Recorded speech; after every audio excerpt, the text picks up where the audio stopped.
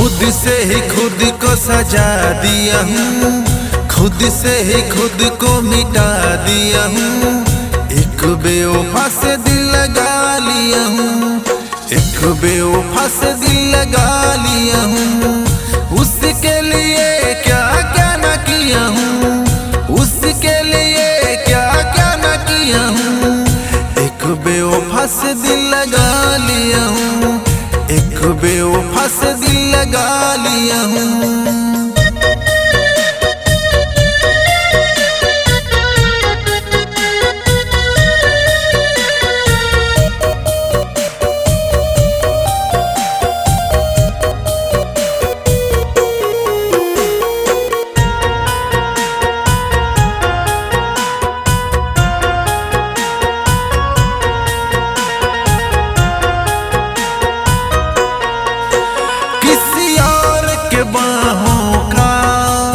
श्रृंगार बनी है वो, मैं ठहरा गरीब जो था, लेवल की धनी है वो।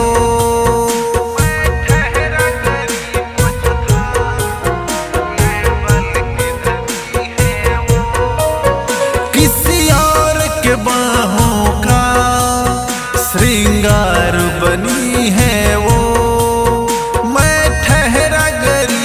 जो था लेवल की धनी है वो।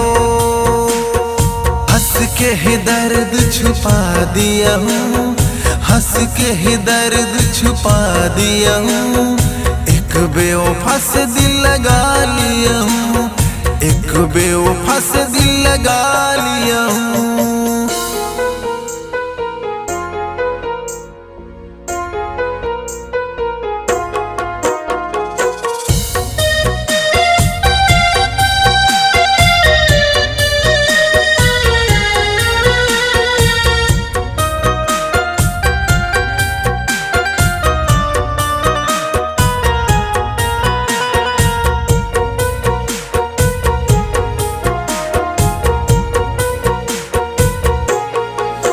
बस फर्क है उसकी रातें सौ सौ के गुजरती है, उसको क्या है ये पता मेरी रो के गुजरती है।